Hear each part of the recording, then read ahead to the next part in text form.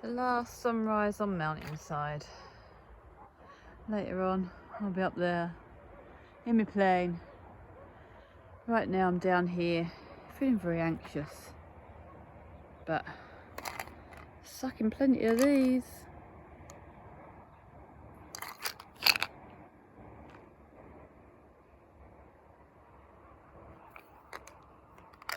Hello. Well, good morning. We ended up staying in Fingarola yesterday night because Karen's parents flew in, so we went out for something to eat.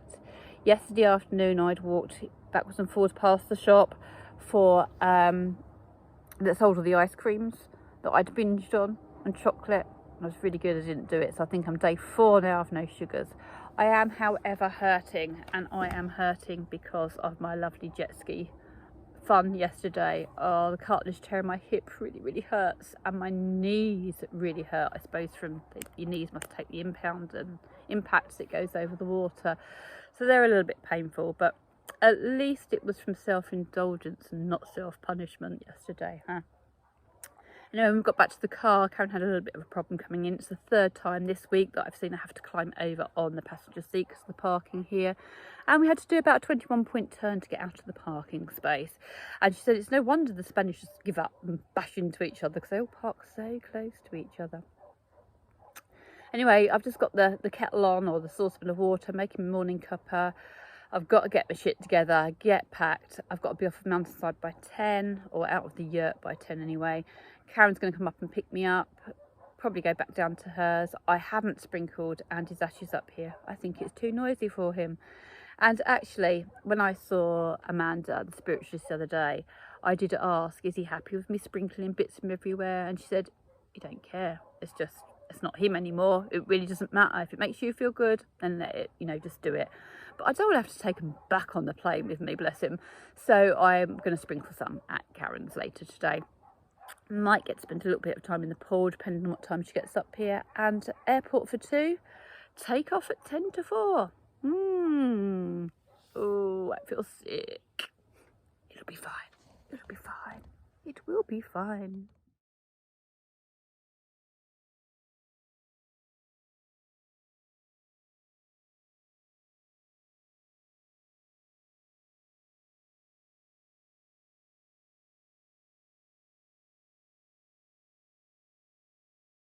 Mountainside, just waiting for Karen to come and pick me up. I had a lovely talk with the lady that owns the place and said I probably won't be here for winter, and told her my reasons why.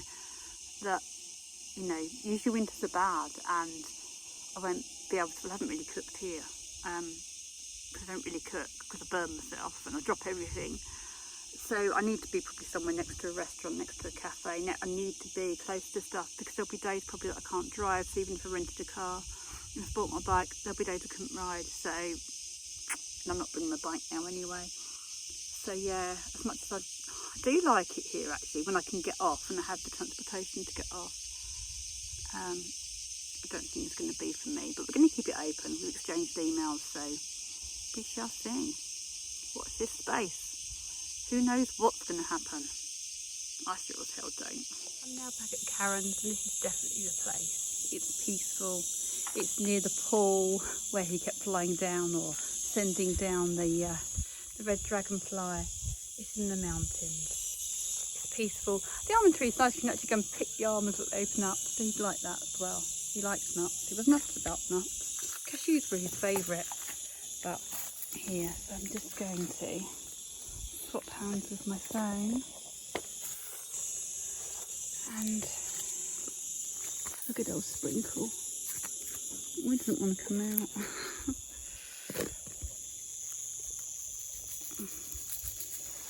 And it's nice because I can come and see him here whenever I want to.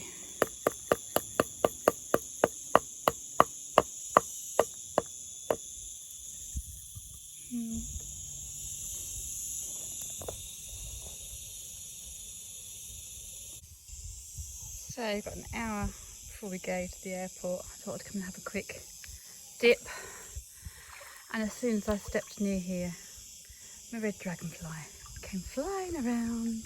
There he is. And if you can see him on film, but I can see him. Be interesting to see if he's here tomorrow. No.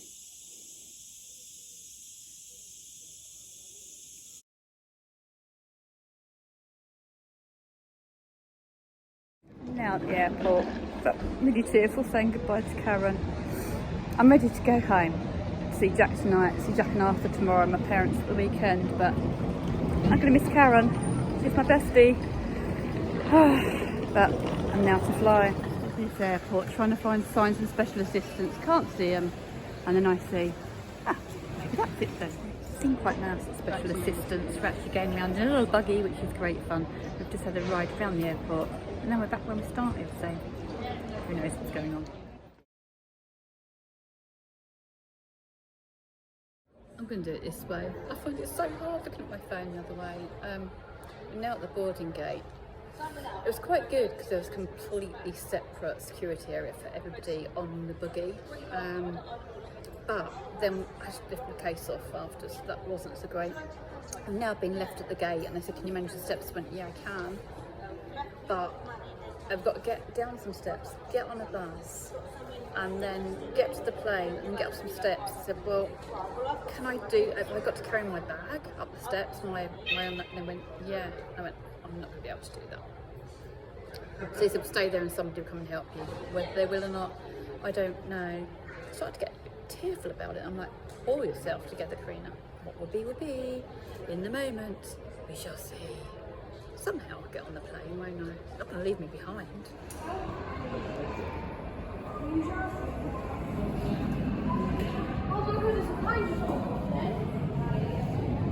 I'm gutted. I just realised I've lost Arthur's hat. I left it on the reception desk at Special Assistance. Can't go back there to get it, can I? And I'm really glad that I was assertive because I already had to walk down 4 slopes and lift with my bag, my case, lift it onto a coach. I'd have really struggled with that, so I'm now on the disabled van and hopefully someone will help me lift my case up the steps.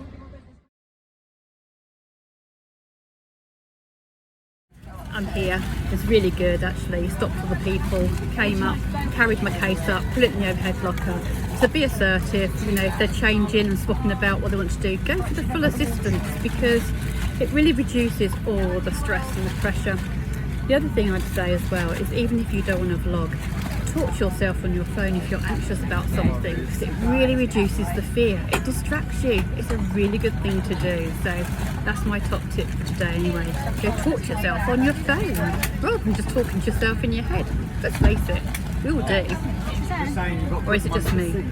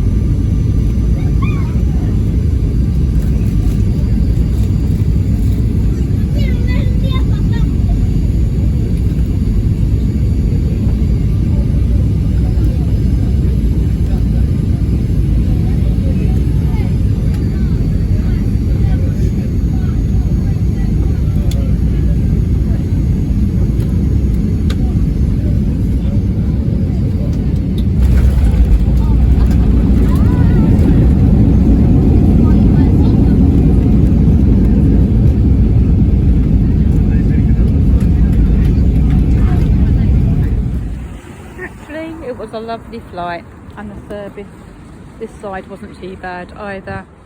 They even come and put me out in the disabled zone so that Jack can see me quite easily.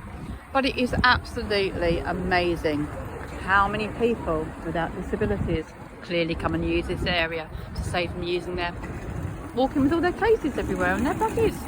Not good. Ugh. Honestly, try not to get on my high horse or say anything to anybody. It doesn't affect me because I can walk a little way, but some people here really can't, and they need the cars to pull up next to them. So please, please, please, people, think if you are able-bodied and you can walk a little bit further with your cases, please do so that people that can't can get parked and picked up and travel more safely and with less pain and struggle. Oh. Even a bloody taxi driver. Stay calm, Prina. Don't get involved. It's not your fight to pick. It's what it is. It's just your perception, Prina. There's no right, there's no wrong. It's just a matter of bloody opinion. Oh, my baby boy is nearly here to pick me up. I kept getting these messages about his ETA. I'm like, where's this from? I couldn't work it out. I'm looking on all my things. It's on maps. Didn't even know you could do that. How amazing. He's 4 minutes away. It's very good. It's very clever, all this nifty stuff, isn't it? Talking about clever, Suzanne did something very clever with her phone. Apparently they learn it on TikTok, but I'm definitely going to get a bag in future before I go. Usually you can do it with sick bags, but there weren't any sick bags on the Ryanair flight, so they go to prep and get a bag. It's a great idea, holding your phone. Watch this.